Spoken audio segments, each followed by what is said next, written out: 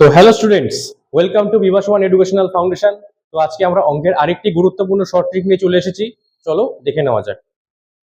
আজকে আমরা 5, 10, 25, 50 এর এলসিএম শর্ট ট্রিক্স এর মাধ্যমে কিভাবে বের করতে হয় তা জেনে নেব।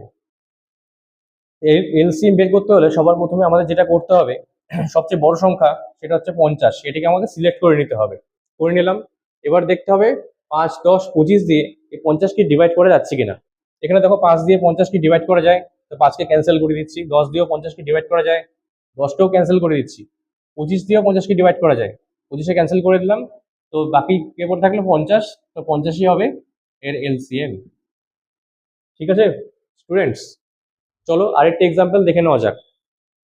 7, 14, 35 এর এলসিএম আমরা শর্ট ট্রিক্স এর মাধ্যমে বের করব। তো এখানে দেখো 7 দিয়ে 35 কে ডিভাইড করা যাচ্ছে, সবচেয়ে বড় সংখ্যা হচ্ছে 35। 7 কেটে দিলাম। 14 দিয়ে 35 কে ডিভাইড করা যায় না।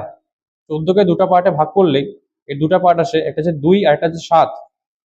এবার দেখো 2 দিয়ে 35 কে ডিভাইড করা যায় না, কিন্তু 7 দিয়ে 35 কে ডিভাইড করা যায়। এই 7 দিয়ে 7 কে কেটে দিলাম। এবার দেখো 2 দিয়ে যেহেতু 35 কে ডিভাইড করা যায়, তো 35 কে আমাদের 2 দিয়ে গুণ করতে হবে। তো 35 ইন্টু 2 কত হবে?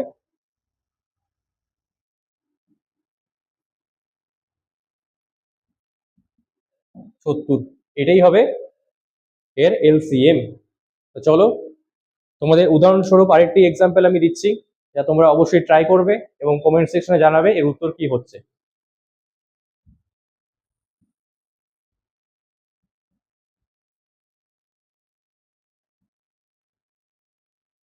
এর এলসিএম কত তোমরা এর উত্তরটি কমেন্ট সেকশনে জানাবে। তো এই রকমের আরো নতুন নতুন শর্ট ট্রিক্স পেতে হলে আমার চ্যানেলটিকে ফলো করবে। Thank you.